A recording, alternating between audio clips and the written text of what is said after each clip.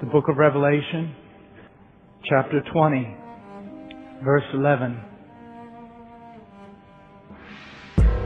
And I saw a great white throne, and him who sat upon it, from whose presence earth and heaven fled away, and no place was found for them.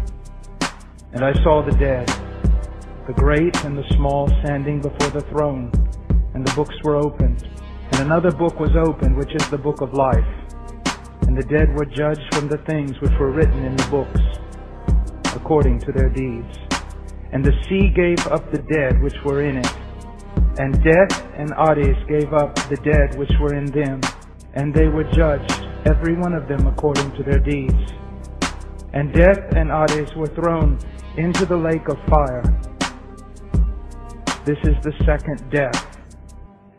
And if anyone's name was not found written in the book of life, he was thrown into the lake of fire.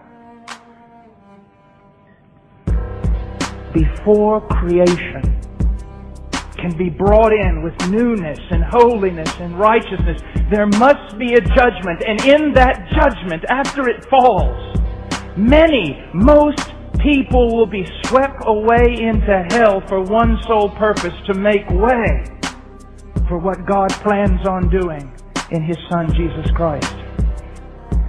In order for the new heaven and the new earth to come about, creation must be purged of the great enemy, the devil.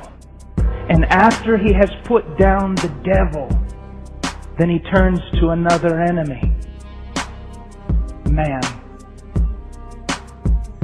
We must rid creation of the vile, despicable being who has contaminated it so.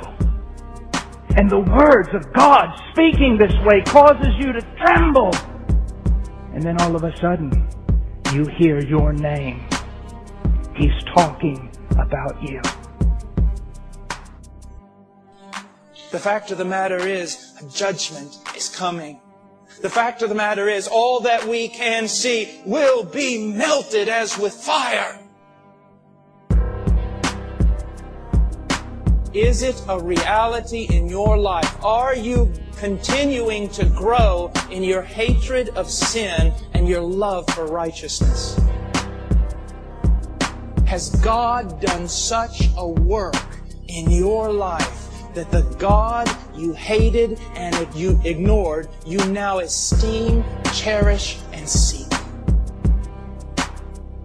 That the very reason why you were created, no, the only reason you were created, was to esteem God, to know Him in such a way that you would esteem Him above all things, forsake all things, and seek Him and desire to know Him. So the end is not in seeking salvation. The end is not in seeking self-preservation. The end is, I want Him. God. In Romans 1:16, for I am not ashamed of the gospel, for it is the power of God for salvation to everyone who believes, to the Jew first, and also to the Greek. We live in a day where we think that in order to be relevant to our culture, we must be like our culture. We live in a day where we think in order for the gospel to be relevant, we must somehow adapt it to the culture, and nothing on the face of the earth or in the bowels of hell could be further from the truth. The worst thing that could ever happen to a preacher, the worst thing that could ever happen to a church, the worst thing that could ever happen is to become civilized and respectable.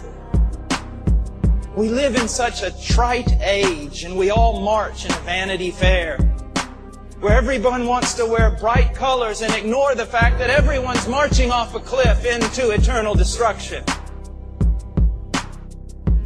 Societies as we know them, the West, is crumbling before us, and we still choose to be trite and frivolous and